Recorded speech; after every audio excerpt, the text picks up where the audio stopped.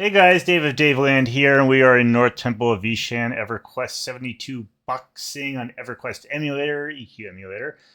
There's 72 level 60 characters, and you've been following along like many of you have. It's kind of in Velious right now, and this is kind of Velious 2.0 because I was doing 54 boxing for a long time. That's when I started my YouTube channel. I was in Velious. So some of this is like repeat content, but with 72 characters. However, we're going to do it a little differently to make it a little more interesting, so it's not just the same old stuff.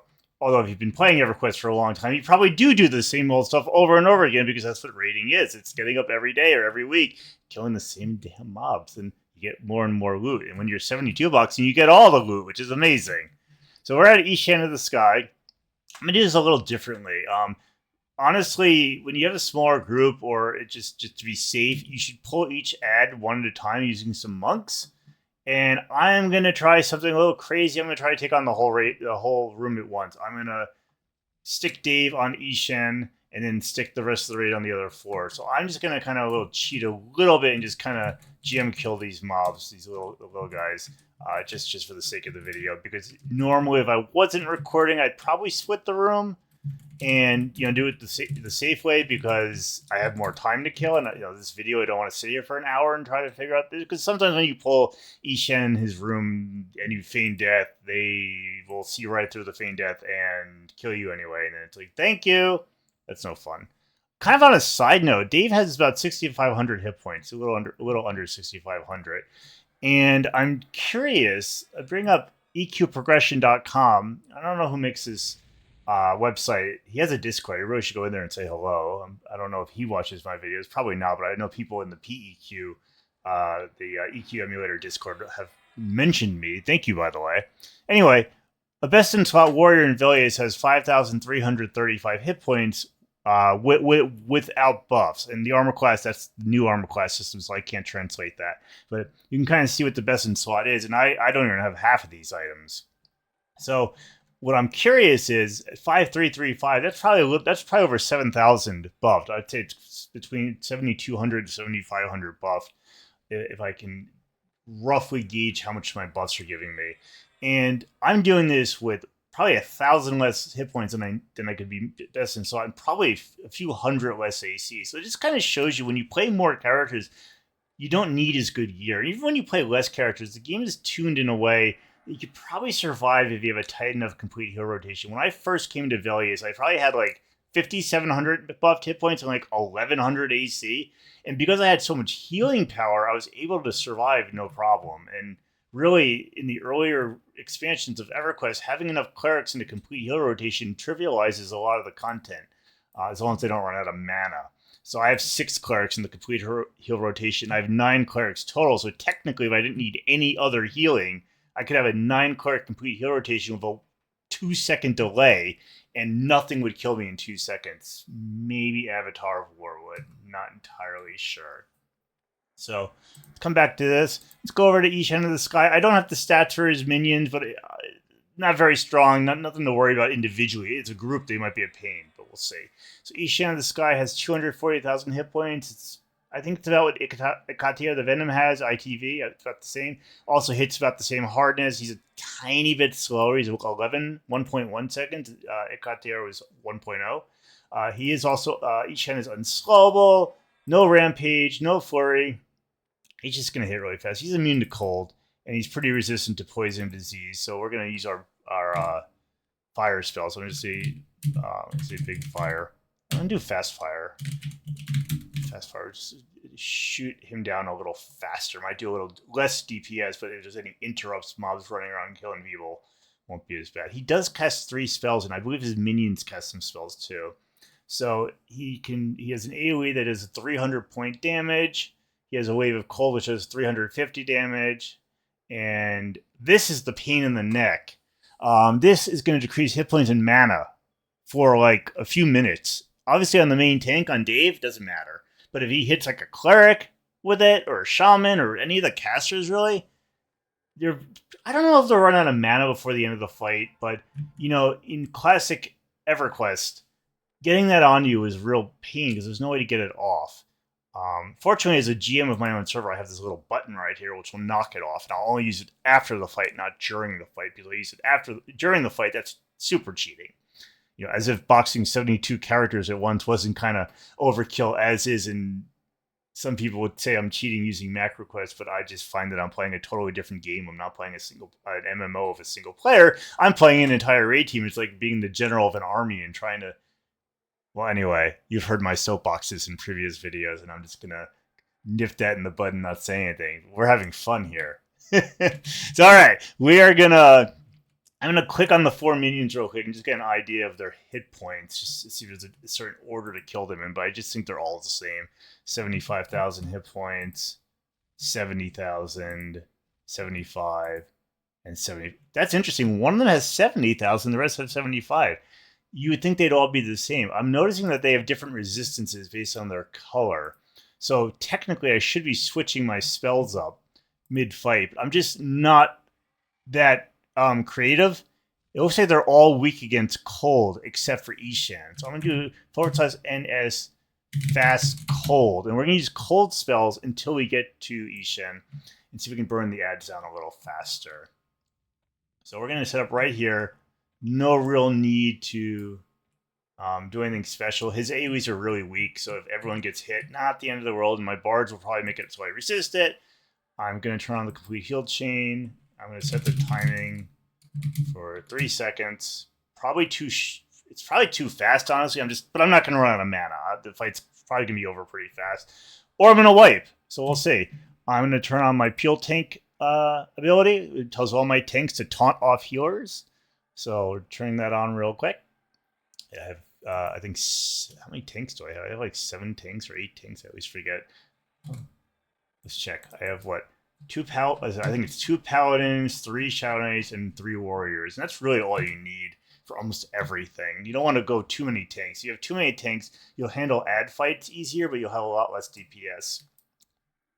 All right, let's see what happens. I'm scared because I've never actually done this. I usually split the room because this is going to be like a big mess. Let's see what happens. Start placing your bets. How many guys am I going to lose, and will this be a wipe? I don't know. Let's poke our head around the corner and begin the fight. Oh, come on. Oh, no. Oh, here they come. Here they come. We use Furious, attack Eashen, turn on the complete heal rotation. I'm just going to burn down the... It's interesting, one of them's an even con mob, and the rest of them are yellow. I wonder if the white one is one with the less hit points. Super curious. I'm just going to debuff them all, and I'm going to dot them all. I'm just going to leave Eashen alone. I don't want him to be dotted or debuffed just because I'm afraid I'll lose aggro on him. So we're just gonna hang tight. Okay, that beep was Bria's inventory being full. She's my looter. She loots corpses if the item is tradable. I just don't empty her inventory very often because I just don't need to loot stuff. I just let her link stuff. So it looks like this is actually going really well so far. Just sheer number, sheer DPS. The AoEs are hitting my guys. I see guys losing health, but my bards and my regeneration spells are kind of keeping everyone up. Now I will debuff and dot Eashen. And we're just going to kind of hang out. And I didn't use defensive. Yeah, I didn't defensive on this guy. Even though he healed... Where'd he go? Where is he? Oh, I was going to say, you don't even really need defensive on this guy. Because even though he hits for up to 750, his accuracy and attack power are fairly low. So he just doesn't... He just misses a lot and doesn't hit for full damage very much. So I didn't even need defensive. I just put it on kind of late. It looks like the other mobs are AoEing. It's not just Eashen. So that's why you're seeing a lot of people taking damage. And someone might inevitably die before Eashen dies.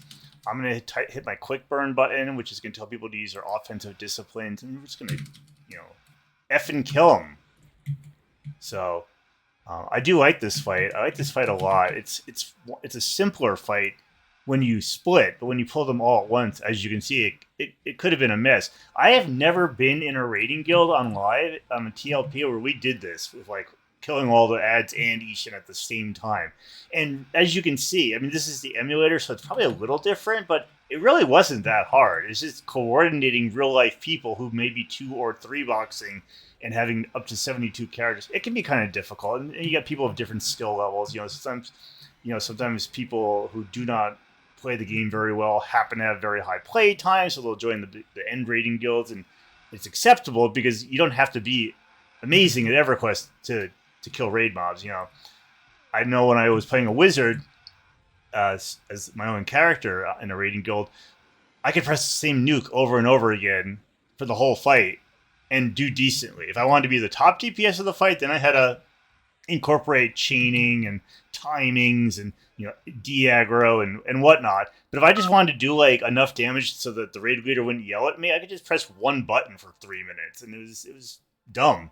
And a lot of classes are like that this early on, where you can just press one button. You're like rogues, backstab, yay. And it's just stuff like that. I'm just gonna pause real quick while I reset the macros.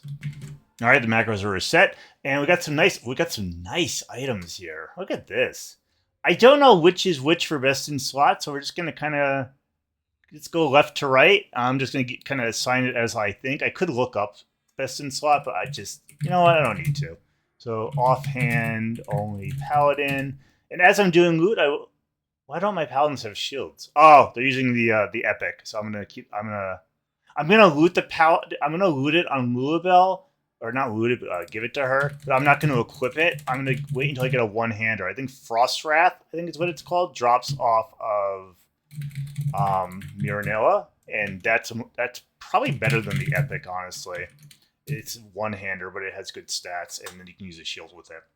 If you like what you see, please like, share, comment, and subscribe, and let me know what you want to see more of or less of. And I'm going to do some more loot, and I'll just kind of keep blabbering on. So hang tight. So we got that done. Call of Lightning. So Warrior, Ranger, Rogue. So it has no proc on it. So it's not good for a warrior. Like no hate proc, nothing like that. It's a slashing weapon and it's a secondary. So it could be good for a rogue. It might also be good for a ranger. So we'll do find slot. Offhand only rogue ranger. You know, got a whole bunch of random stuff here. As I imagine, the rogues do have the Horned Shraga.